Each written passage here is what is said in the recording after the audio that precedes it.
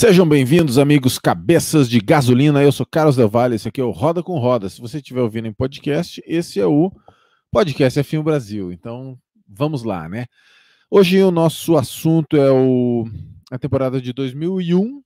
Vai ser um ano que o Schumacher foi campeão com uma certa antecipação, mas foi um ano muito bacana que vocês vão ver. Tem muita coisa interessante para a gente falar. Bom, eu acho que se você está vendo isso, já deve estar inscrito. Se você não está inscrito, se inscreva aí no canal, é facinho, dá um joinha no vídeo, sempre aquele like ajuda, né? E também aperta o sininho, deixa ali as notificações e tudo. E esse cara aqui, ó, isso aqui é o Instagram, né, do Roda com Roda. Eu fico botando piadinhas nos stories, basicamente. É o que eu mais faço no Instagram, né? Coletar piadas para colocar nos stories. Beleza, meus amigos? Então, ano de 2001, temos muita coisa para falar. Então, vamos mudar a imagem aqui para deixar eu pequeno e a foto grande, que é sempre uma coisa boa. Vocês economizam um pouco de ver essa minha cara. 2001, né? Essa foto aí que vocês estão vendo foi a primeira vez na história que dois irmãos chegaram em primeiro e segundo numa corrida de Fórmula 1. Grande Prêmio do Canadá, Ralf e Michael Schumacher, os dois lutaram a corrida inteira. Michael chegou a liderar no começo, Raikkonen não, né? Raikkonen seria Ralf com Michael. Ralf conseguiu prevalecer e venceu, então a primeira dobradinha da história foi com Ralf no comando. Muito bem. Esse carro aí que vocês estão vendo na imagem é o carro de 2000.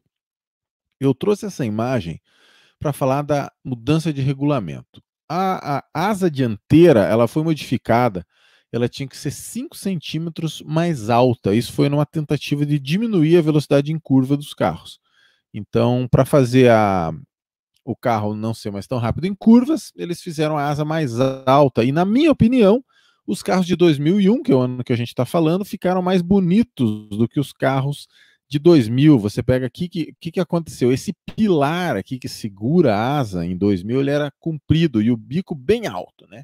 Essa é a cara dos carros ali de 98, 99, 2000 da Ferrari, né? Nariz bem alto, pilar bem comprido. Na minha opinião, é um carro que não é dos mais em termos de Ferrari, né? Eu tô falando, né, esteticamente. Com a nova regra, o que o pessoal fez? Esse pilar aqui que segura a asa ficou mais curto e o nariz ele faz essa curva aqui para baixo.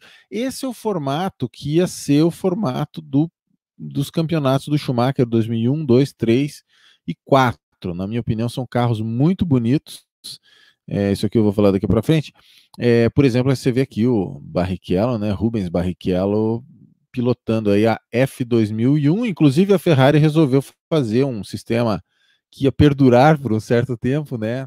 Simplesmente com F e o número do ano que levou. Então, essa é a 2000, que eu vou até fechar essa janela, porque ela era mais feinha, e esta é a F2001, com o nariz mais curvo para baixo, pilares menores e com a asa mais alta. Para mim, essa é uma época em que os carros, entre os top, assim, em termos de imagem da Fórmula 1, né? Eu acho que aqueles carros ali do começo dos anos 90, são entre os mais bonitos, junto ali com 86, 87. E essa época aqui é muito bonita, né? Os pneus dianteiros malvadões, assim, com essa asa estreita, né? Isso aqui dava problema para ultrapassagem, mas esteticamente era muito bonito. Então, para mim, são carros muito belos, os carros dessa época. Bom, o que mais que teve de mudança de regra? O controle de tração ficou permitido. Então, eles tentaram proibir o controle de tração, mas acabou que não conseguia, né? Porque o nosso amigo, esse pessoal, eles davam todo jeito de ter controle de tração. Se você não conhece, você dá uma olhada naquele nosso vídeo lá da Benetton 1994, legal ou ilegal. Então, pela pura impossibilidade de você conseguir fiscalizar, eles resolveram colocar o controle de tração como permitido. Então, uma coisa que você pega, faz o seguinte, vai lá no YouTube e pega um onboard do Schumacher, 2001, 2002, seja como for, você vai ver que assim que ele passa pela tangência da curva, ele enfia o pé no acelerador com toda a vontade do mundo, porque tem controle de tração, e você sente que o motor dá aquela rateada, um barulho bem feio, assim. Então, ele tá vindo, faz aquele barulho das reduções, aí ele dá uma diminuída na rotação, e daí quando ele pisa, em vez de ela fazer, ela faz, ela reclama. Eu sei que é um barulho feio, assim, de eu falar. É muito mais musical você ir lá e ver um vídeo do Schumacher on-board, que você vai entender o que é o controle de tração, que ele foi até 2007. Depois, para 2008, eles conseguiram implantar uma central eletrônica que aí dali para frente não tem mais controle de tração mesmo, né? O controle de tração, quando o piloto enfia o pé no acelerador, o computador lá, a central eletrônica, vê se a rotação do motor tiver inferior à da roda, é sinal que a roda está patinando. Então ela começa a cortar a ignição de um cilindro, diminuir a potência até que os dois fiquem iguais. Isso é para o piloto conseguir pisar com mais vontade, né, na saída das curvas. E com isso, você pode regular, né, o quanto de controle de tração que você quer. Né? Se fosse um cara mais braço duro, algum de nós provavelmente, você colocaria o controle de tração no máximo. Os pilotos, à medida que eles vão tendo confiança, dependendo da situação, se está com pista seca, se está com pneu bom, às vezes eles podem até deixar um pouco mais liberal, assim, para deixar patinar um pouco a roda. Isso depende ali é uma questão de acerto do carro. Então, duas coisas, né? Asa mais alta e controle de tração permitido. E começou, pela primeira vez, tinha férias de 3 semanas em agosto, antes não tinha, então não podia testar nessa época ainda podia testar durante a temporada. Era uma coisa que o Sr. Michael Schumacher adorava fazer. Na segunda-feira seguinte da corrida, ele já ia lá para Fiorano testar pneus da Bridgestone especiais. E falando em pneus, uma das coisas que voltou também para esse ano foi a guerra de pneus, né? No ano anterior tinha sido todo mundo de Bridgestone. Para esse ano, a fabricante francesa Michelin voltou para a Fórmula 1. Então, nós temos a Williams, que resolveu ir de Michelin, mas a Michelin, né? Em francês, ou CHX mesmo. Mas a Bridgestone manteve com Ferrari e McLaren, né? A McLaren que depois de alguns anos eles iam virar para Michelin também junto com a Williams, ia ficar Williams e McLaren de um lado e Ferrari de outro com Bridgestone. Mas nesse ano, McLaren ainda foi de Bridgestone. Beleza, meus amigos? Então, esse ano é o ano que o Schumacher foi campeão. Com bastante antecipação. Ele foi campeão nessa corrida aqui, ó. Grande Prêmio da Hungria de 2001. Schumacher foi campeão em agosto, 19 de agosto de 2001. Venceu, fez a pole, venceu a corrida e ainda por cima empatou com Alain Prost em número de vitórias na história da Fórmula 1. Então, essa vitória em que o Michael Schumacher conseguiu o título de 2001 é a vitória número 51 da carreira dele também. Note que ainda faltavam 4 corridas depois. Então, a gente tem que dizer que esse título do Schumacher foi conseguido com 4 corridas de antecipação.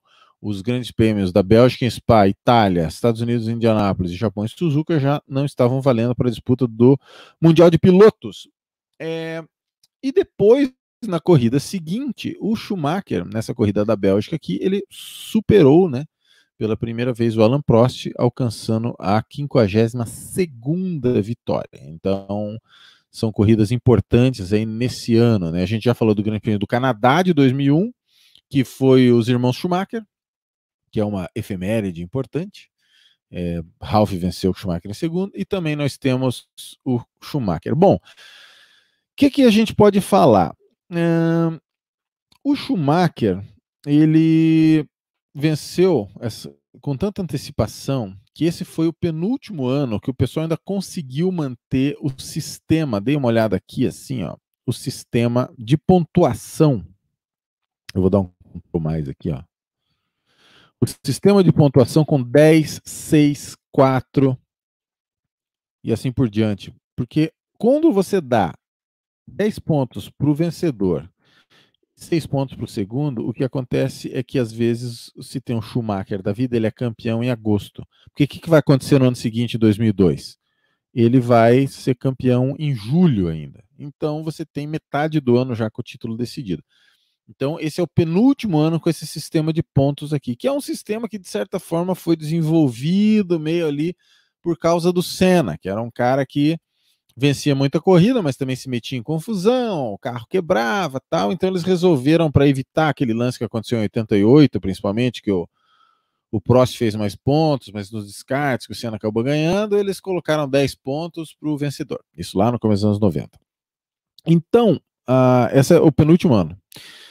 E uma coisa que eu tenho que falar é desse cara aqui, ó, do nosso amigo Rubens Barrichello. Ele não conseguiu nenhuma vitória no ano, e das 10 vitórias do Schumacher, apenas 3 foram dobradinhas. Então, eu considero, Del Valle, tio Delvas, considero que esse é um ano que dá uma certa decepção assim na carreira do Rubens Barrichello. Eu falo porque eu vivi aquela época. E o que você tinha essa ideia? Primeiro, você tinha ideia que o piloto brasileiro era um cara extremamente diferenciado, que ele sempre ia ensinar para os outros como é que faz. Você teve Emerson Fittipaldi, Nelson Piquet, Ayrton Senna. E o Rubens Barrichello é um cara extremamente diferenciado, foi muito bem em categorias de base, estreou na Jordan, fez pole em 94. É um cara que você tinha toda a condição do mundo de dizer que era um cara que ia longe, né, na carreira. Então, ele foi ano passado, né, em 2000 no caso, para a Ferrari, conquistou aquela vitória heróica lá em Hockenheim, que ele conseguiu, o único cara que não botou pneu de chuva e não bateu, né? Então, o que acontece? Para 2001 vem esse ano aqui, né, que o Rubens Barrichello não consegue nenhuma vitória. Das 10 vitórias do Schumacher, só 3 que o Rubens Barrichello chegou em segundo. E ele teve mais um segundo só, fora esse, que foi no Grande Prêmio da Itália, que o Montoya ganhou. Que esse Grande Prêmio da Itália aqui, ó. Era a corrida seguinte ao 11 de setembro. Então a Ferrari correu com o nariz pintado de luto, né? E sem patrocínios no carro. Michael Schumacher quis fazer a primeira volta lenta, como se fosse uma parada em respeito à perda das pessoas no ataque terrorista, mas Flávio Briatore e Jacques Villeneuve foram contra, não teve unanimidade, então a largada foi normal, porque além de ter tido 11 de setembro, você ainda tinha o acidente do Zanardi, né, que enquanto eu estou gravando aqui, ele está em estado grave, com traumatismo craniano, por causa de um acidente que ele foi atropelado de bicicleta na beira da pista. Mas lá em 2001 foi o ano que tinha tido o acidente no Lausitzring, e que o Zanardi quase morreu, perdeu as 2 pernas e tal. Então o Schumacher estava um clima de tanto pavor, né, de tanto luto, que ele falou, não, vamos fazer para evitar a chance de mais alguma tragédia. E já tinha tido a morte, né, no ano anterior do do fiscal. Lembra que o Schumacher chorou muito naquela entrevista, porque ele igualou o Senna, porque tinha toda a pressão da disputa pelo título, nunca tinha sido campeão, corrida em Monza. Faleceu o fiscal de pista no acidente na Variante della Roggia. Então o Schumacher pediu para fazer essa primeira volta em como se fosse uma parada. E 2 pessoas, né? Não vou emitir julgamento aqui, acho que vocês mesmos emitem aí em casa, foram contra, que eu achei uma atitude sensacional do Michael Schumacher, e não teve, né, então, essa coisa. Mas, então, o Rubens chegou em segundo nessa corrida, e o Schumacher foi um cara, assim, que ele não apareceu para trabalhar. A impressão que dá é que, assim, quando eu digo não apareceu para trabalhar, porque ele fez uma corrida apagada, assim, né, que o Schumacher é um cara dominador, geralmente. Então, essa corrida foi vencida pelo Montoya, com o Rubens em segundo e o Ralf em terceiro. Então, né, dá a impressão que, não, sei lá, o Schumacher estava abalado, foi um cara que se abalou mesmo com a parada, e acho que com toda razão, né? Todos nós nos abalamos tanto com a tragédia do Zanardi como com a tragédia de 11 de setembro de 2001. Bom, o que acontece? Esse nosso amigo Rubens Barrichello, então, que eu estava falando, para mim foi um ano, de certa forma, que foi o primeiro ano que eu pensei, puxa vida, a gente esperou tanto o Rubens Barrichello chegar numa equipe grande, e esse ano ele, puxa, foi mal, ficou longe. Você torcia e você, né, no fundo... Claro, tem todo tipo de teoria, né? Isso eu vou deixar para falar sobre essa dinâmica Barrichello-Schumacher no próximo ano, porque 2002 é um ano tão dominador da Ferrari que acho que daí cabe mais. Mas eu só digo assim que eu vejo que tem pessoas que me xingam nos comentários aqui do YouTube, dizendo que eu sou muito baba-ovo do Schumacher. Eu acho engraçado, porque se vocês soubessem a verdade. E, por outro lado, tem gente que fala que eu fico menosprezando o que o Schumacher fez e tal. Bom, se eu irritar essas duas extremas, é sinal que eu estou certo, né? Porque você não pode dizer que Schumacher é nenhum tipo de. Não caminha sobre as águas, não transforma a água em vinho. E também não é um larápio que prejudicou o Rubens Barrichello, o grande gênio da história da Fórmula 1. Acho que esses dois extremos, se eu estou indo contra eles dois, eu estou certo. Então, você tem que ter ali um equilíbrio na coisa. Mas assim, o que eu vou dizer hoje é isso. O Rubens Barrichello acabou que ele terminou em terceiro no campeonato, 9 pontos atrás do David Coulthard. Então, assim, o David Coulthard fez 2 poles, venceu 2 corridas. Então, será que a McLaren era melhor do que a Ferrari? E por isso que o Coulthard venceu o Barrichello. E daí o Michael Schumacher fez uma coisa que foi totalmente andar sobre as águas e transformar água em vinho nesse ano de 2001? Ou será que o Barrichello realmente deixou a desejar, principalmente por perder para o David Coulthard, né? Você vê que Rubens Barrichello tem 3 abandonos, David Coulthard tem 4, e então fica aí essa questão, né? Que 2001 para mim é um dos anos que a gente ficou chateado aí com essa história toda do Rubens Barrichello.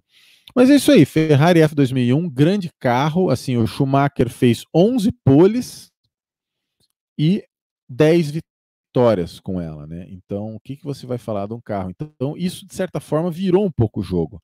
Porque a gente vai ver que, assim, se pega lá 98, Hakkinen 11 poles, 99, Hakkinen 10 poles. Talvez esteja errado um númerozinho outro. Mas o que, que eu quero dizer? Esse ano, quantas poles o Hakkinen fez? Querem ver aqui, ó? É só vir aqui nesse resumão aqui que o tio Delvas perdeu na hora do zoom. Tá aqui, ó. Vamos diminuir o zoom. Simplesmente Mika Hakkinen não fez nenhuma pole. Então, meus amigos, fica difícil da gente defender, entendeu? Mas é difícil. Aê! Coulthard fez 2, Ralph fez uma pole, Montoya fez 3. Então, Michael Schumacher 10 poles. Então, 11 poles. Então, você vê que nesse ano a Ferrari passou a ser. Você fez a tempestade perfeita, né? Um piloto que é acima dos outros e um carro que é melhor do que os outros, né? Eu acho que você tem como fazer alguns paralelos com Hamilton, que é um piloto que é acima dos outros, e ele acabou ficando com o melhor carro também nesses anos aqui na Mercedes. E não é à toa que os dois têm números que são cada vez mais parecidos. Hamilton tinha um cara, na minha opinião, que poderia enfrentá-lo, que seria Michael Schumacher. Desculpa, meu Deus. Até poderia, né? O Hamilton tem um cara que poderia enfrentá-lo, que seria Fernando Alonso, mas que ficou sem carro para enfrentar o Hamilton, exceto ali alguns anos ali da Ferrari. E talvez Verstappen agora, o Rosberg chegava muito perto, chegou a vencer e tal, mas eu acho que existem muitos paralelos aí nessas duas histórias. Então, eu vou até fechar essas fotinhas da Ferrari aqui, porque de Ferrari acho que a gente falou bem. Michael Schumacher, essa foto dá vontade de deixar, de tão bonita que ela é, né? Essa foto aqui do Rubens, como eu digo, né? Essa Ferrari é um colírio para os nossos olhos. A gente já falou, e daí a gente tem que falar dessa nossa amiga aqui, ó, McLaren MP416. Vocês lembram que a McLaren mais Mega Power, que foi construída, talvez a melhor de todas, aquele meu vídeo, a melhor McLaren, com um ponto de interrogação, vídeo de 98, a gente fala disso. Essa McLaren, ela... Deixa eu ver já aqui. MP416, aquela lá era MP413, então teve a 14, depois em 99, 15, em 2000 essa aqui é MP416. O que aconteceu? O motor começou a ficar para trás da BMW, sabe? O melhor motor desse ano era este motor aqui, ó, BMW Power. Vinha escrito aqui, né? Só que as Williams acabaram tomando umas chifradas aí, o pessoal acertou na largada, alguns acidentes aí e tal. Se não me engano, é o do Jos Verstappen, né? Que elimina o. É nesse Brasil aí que elimina o Montoya da liderança? Acho que talvez. Então eles fizeram essa piadinha, mantém a distância e tal. Mas o melhor motor era o motor BMW nesse ano. O motor Mercedes, que era feito assim, eles pagavam para Ilmor fazer, né? Que era o Mário Ilien, e o Paul Ilmor, que faziam os motores, e esse ano, assim, o motor começou a quebrar mais, e ele não era mais o melhor motor, que ele foi durante um tempo, né? Então, foi uma das decadências, e o chassi também não acompanhou o desenvolvimento, a McLaren estava com uma época meio de transição, E o Hakkinen, para você ter uma ideia, ele teve 5 abandonos nas primeiras 7 corridas. Um dos abandonos mais famosos é o abandono em Barcelona, né? Que ele quebra na última volta. Se não me engano, eles colocaram como. Será que eles colocaram como motor essa corrida? Eu acho que ficou como câmbio, né? Deixa eu ir abrindo essa janela aqui, porque esse meu computadorzinho. Ó, uma das coisas, galera, que a gente vai começar aí com o sistema de inscritos e tal. Vamos ver se eu faço um upgrade nesse computador aqui, porque eu gravo esse programa no pior computador da casa. Então, e os outros estão sendo usados. Então, assim, McLaren não estava nenhuma beleza, 5 abandonos, 7 primeiras corridas, 2 vitórias do Hakkinen na segunda metade. No total, o Hakkinen abandonou 8 vezes. O Coulthard teve essas 2 vitórias, e uma coisa que é interessante, na Áustria, vamos só ver aqui se foi. O que eles botaram? Você sabe que quando vai sair o press release oficial da corrida, as equipes são obrigadas a colocar uma causa para o abandono. Então, por exemplo, Max Verstappen no Grande Prêmio da Áustria 2020, a Red Bull colocou electronics, né, eletrônicos. Não sabe direito o que é eletrônico. Então você nota aqui que foi colocado como embreagem e motor, né? Então eu lembro que tinha alguma coisa de embreagem ou câmbio nesse abandono. E você olha aqui, ó, nessa corrida aqui da Áustria, que foi a 6ª etapa, o Coulthard ganhou e ele chegou a ficar a 6 pontos do Schumacher, porque você nota que nas 6 primeiras corridas o Schumacher ganhou 3, mas o Coulthard ganhou 2 e ele foi para o pódio em outras. Então foi o máximo que o Schumacher chegou a ser ameaçado no ano. Foi nessa 6ª etapa. Então, assim, o Coulthard, ele mesmo fala que foi o melhor ano dele na Fórmula 1. Foi um ano muito forte dele, que inclusive, se você for considerar que a Ferrari era o melhor carro, o Coulthard andou melhor que o carro, porque o Rubens Barrichello ficou em terceiro. E então é uma coisa que, na minha opinião, eu concordo com o Coulthard que foi o melhor ano dele na Fórmula 1. Olha aqui, ó, como é que ficou o campeonato depois do Grande Prêmio da Áustria. Schumacher 42, Coulthard 38. Na verdade, não sei se eu falei 6 pontos, eu falei errado. O Coulthard ficou a 4 pontos do Schumacher. Mas dali para frente, é claro, né? Schumacher engatou a vencer, venceu Mônaco, depois segundo, primeiro, segundo, abandono, primeiro, bem coisa do ano do Schumacher, assim, né? Então, isso aí, a McLaren, o que acontece? Agora vocês já vão poder fazer aquela piada de sempre, né? Que ninguém perguntou, mas o tio Delvas,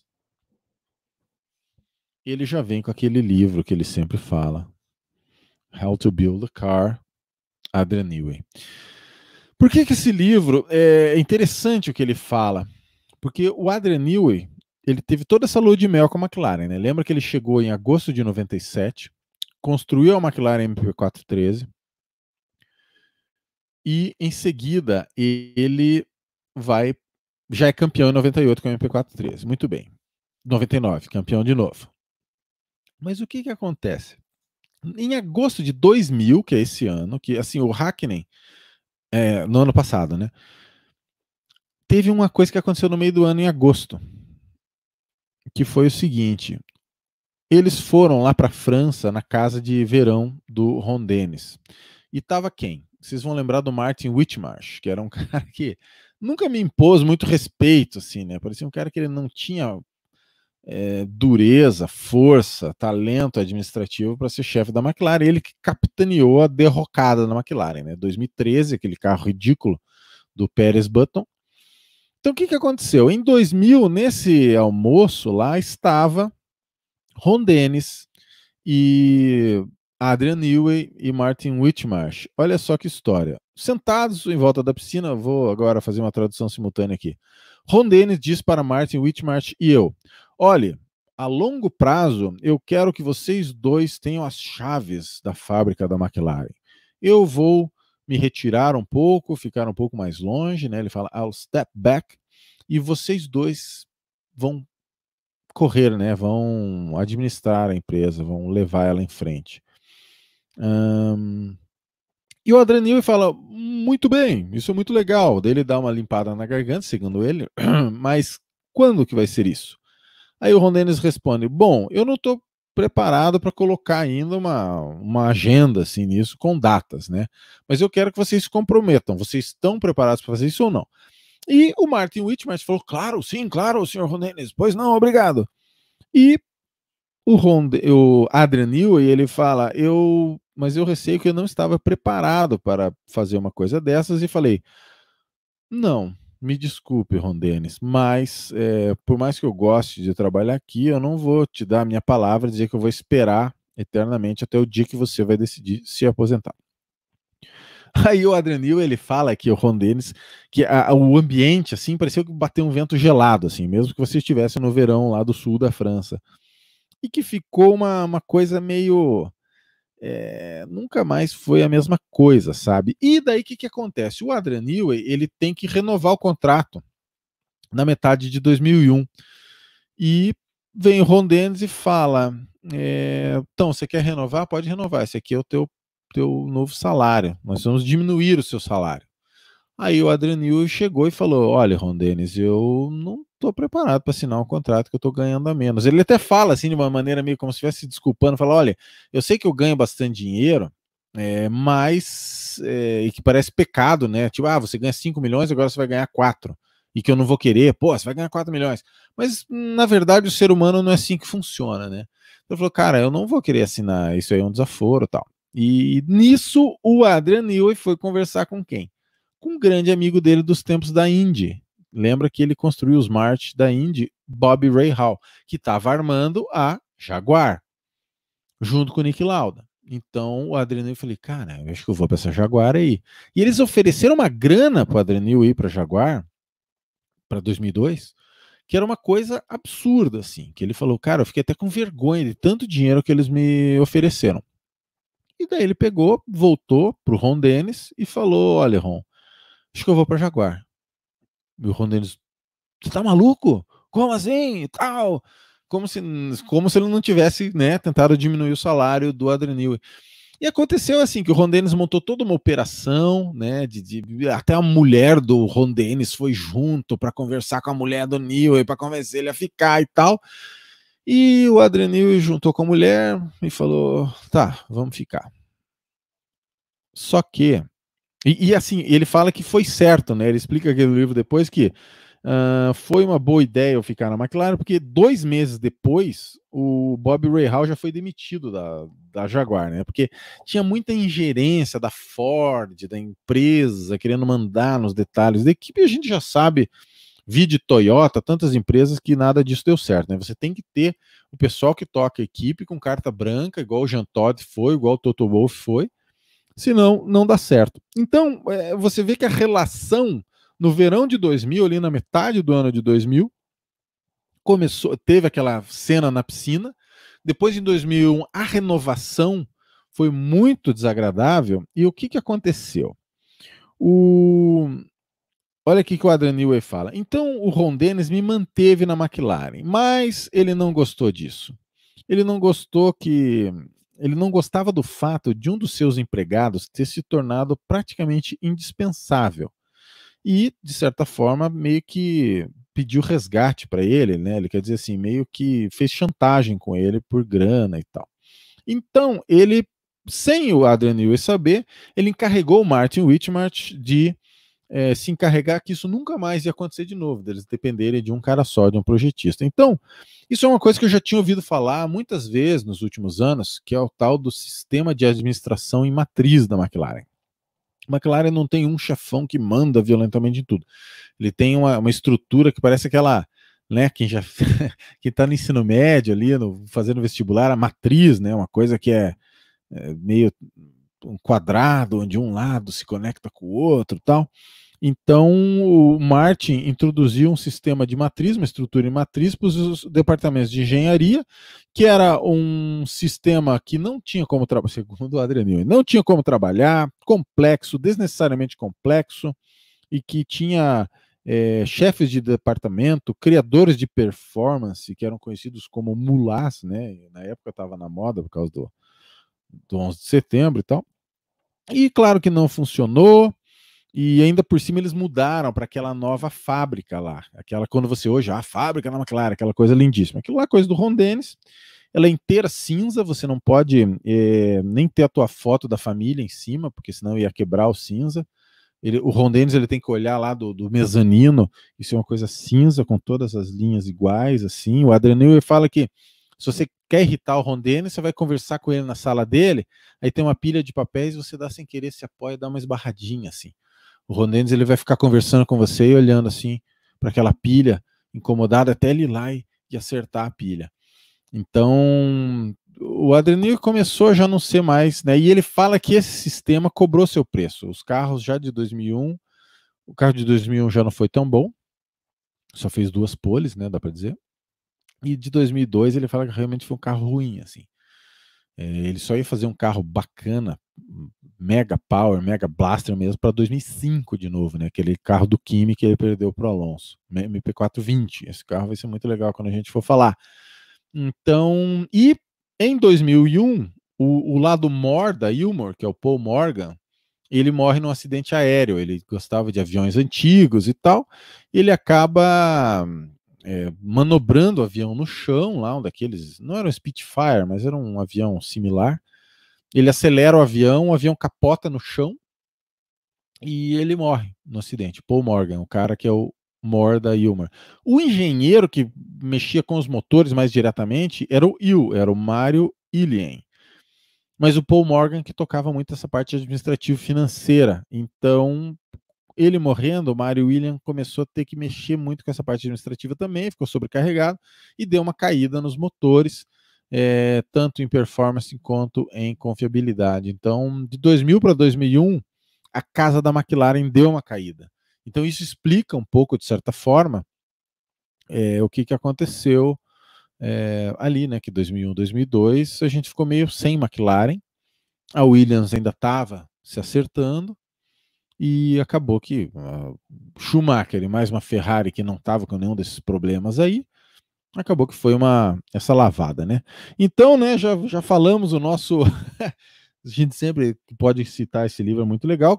E olha, vocês vão ter que me aguentar muito tempo falando, porque, cara, a parte da Red Bull nesse livro é muito sensacional. Então, isso aí, McLaren MP416. Vamos falar também ainda de 3 equipes. A galera sempre quer que a gente fale de bastante equipe, então eu vou falar. O próximo carro que eu vou falar, deixa eu deixar minha cara pequena de novo, que é sempre uma coisa boa para vocês. Vamos tirar a McLaren daqui e colocar a nossa Williams. O Williams, essa daqui é a FW23, 4 vitórias, né? 3 vitórias do Ralph, 1 vitória do Montoya. O Montoya venceu em Monza. Foi a primeira vitória desde 97. A última vez que a Williams tinha ganhado corrida tinha sido em 97, aquele ano que o Villeneuve foi campeão. Já em 98, não tinha mais Renault, era aquele carro vermelho, o Winfield lá. Não ganhou mais nada em 98, 99, 2000. Aí em 2001, 4 vitórias.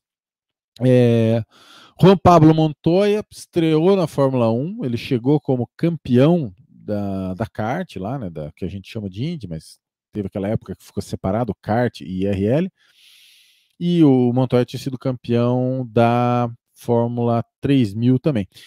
Esse carro tinha um motor BMW, era o segundo ano da BMW, e já nesse segundo ano ficou claro que a BMW era o motor a ser batido. Então você pode ver que as vitórias do Ralph e da Williams, circuitos de motor, ó, Ralph venceu no Canadá, só reta, motor. Alemanha, Hockenheim, só reta, motor. Itália, Monza, só reta, motor. E venceu também, tá faltando uma vitória do Ralph, né? Que foi San Marino, adivinha, né? Circuito de motor também. Então, grande carro, grande motor, só que assim, se você for pegar um Mônaco da vida, eles já não iam tão bem, né? Cadê o Ralph em Mônaco? Aí, ó, abandonou, outro motor, Hungaroring, 4º lugar, o Montoya 8º, então você via que aí que ia morar o problema da Williams, né?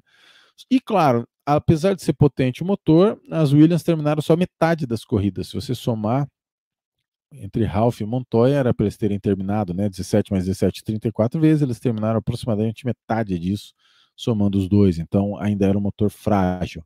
Mas assim, a Williams ia dar uma boa melhorada aí para os próximos anos, chegando a lutar mais diretamente pelo título daqui a 2 anos, né? Nós estamos em 2001. Para 2003, o Montoya chegaria até, acho que a antepenúltima etapa, ainda com chances de ser campeão. Mas isso é assunto para outro vídeo. Williams FW23.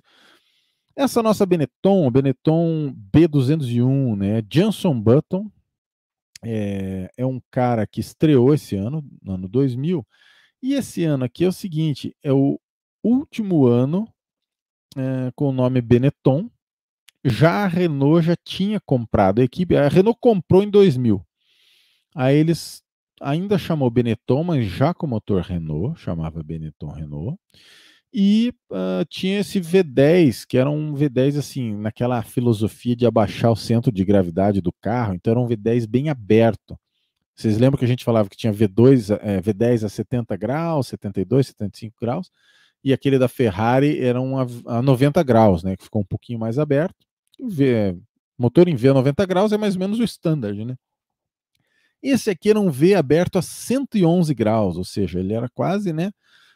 Ele ficava meio caminho ali entre um V10 e um 10 com cilindros opostos.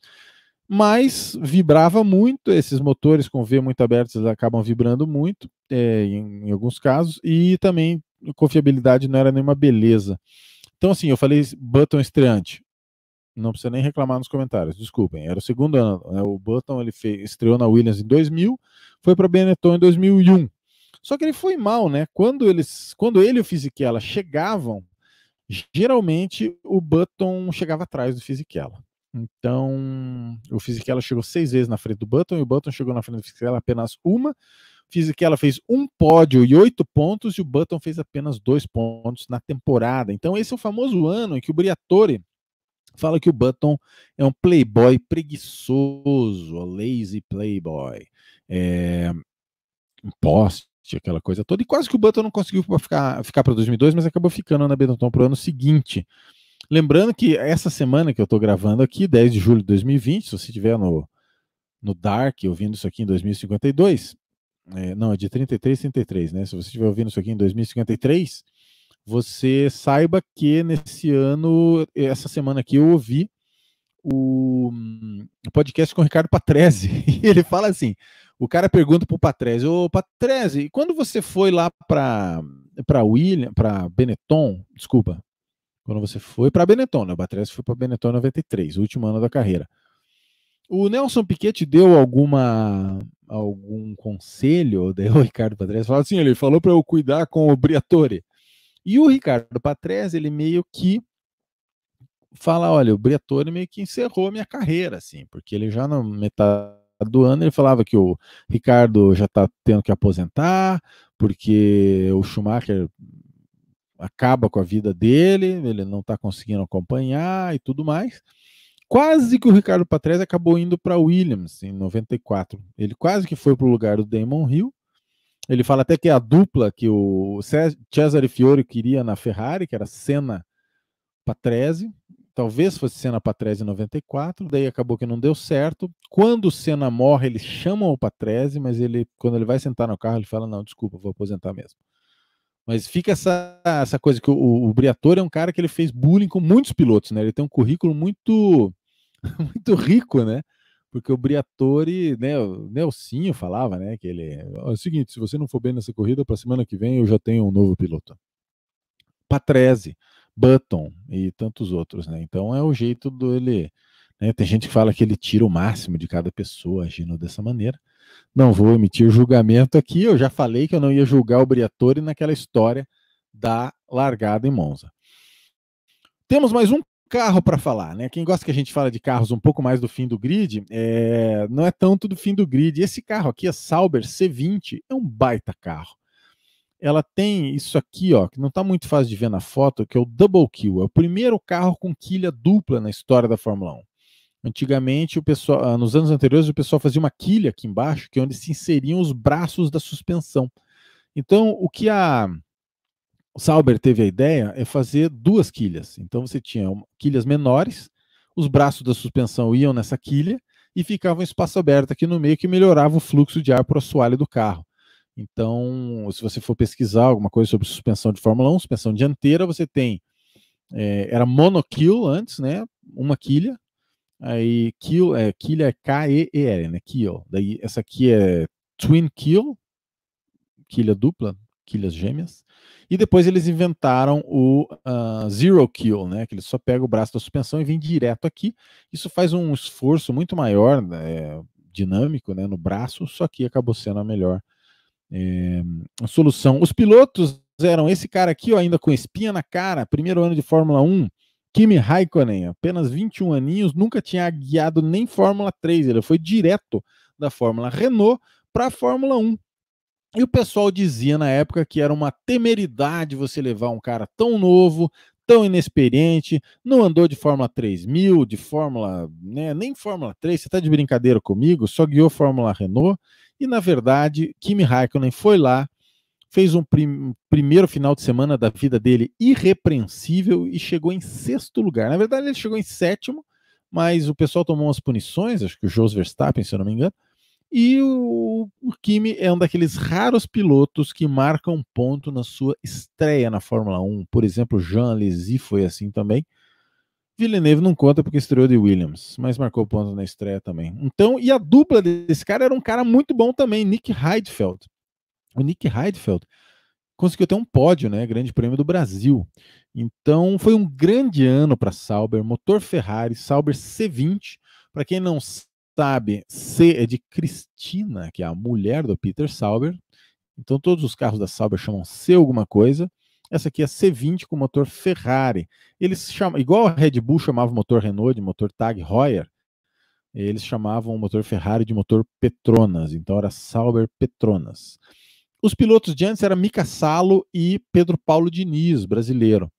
E eles mudaram para Heidfeld Kimi. Que baita dupla, né? Os caras fizeram, né, com todo respeito e carinho que Mika Salo e Pedro Diniz merecem, mas que baita upgrade, né, meus amigos? Kimi Raikkonen e Nick Heidfeld. Sensacional. O Heidfeld tinha estreado um ano antes também, então era uma dupla bem jovem. Tinha estreado na Prost no ano anterior. E eles ficaram, acredite, a nossa Sauber C20 com motor Ferrari, com o Kimi e Heidfeld, chegou em 4º lugar no campeonato. Então, meus amigos, que grande ano para a Sauber. E é com esse carro que a gente encerra esse nosso vídeo.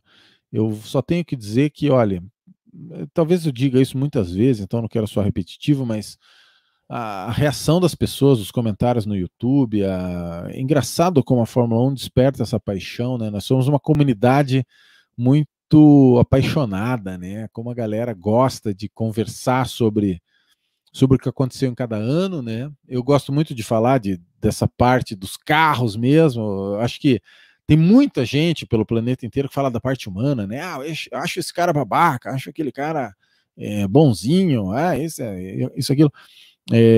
Né, o nosso enfoque aqui é o mínimo possível disso, né? Quanto que o cara guia, julgando o mínimo possível, o cara guia mais ou guia menos? E falar dos carros, né? Essa é uma grande paixão, a gente vê a evolução, né? Pensar que essa série começou lá em 86, que eram carros agriculturais, se forem comparar com esses de 2001, que por sua vez são carros agriculturais comparados agora com os que a gente vê hoje em dia. Então, muito obrigado aí por todo mundo que tem se inscrito, principalmente comentários no YouTube, vocês são sensacionais, e notificações. Quem quiser vir em podcast tem lá no Spotify. Eu tô dando risada porque às vezes eu dou umas esquecidas de postar no Spotify. Obrigado então, meus amigos, visitem a gente lá com as piadinhas nos stories do Instagram, e também tem aí Twitter, Facebook e tudo mais. A gente conversa aí nos próximos. Temos ainda bastante coisa para conversar, tem bastante ano faltando, isso não deixa de ser bom, né? Um abração para todo mundo e até lá.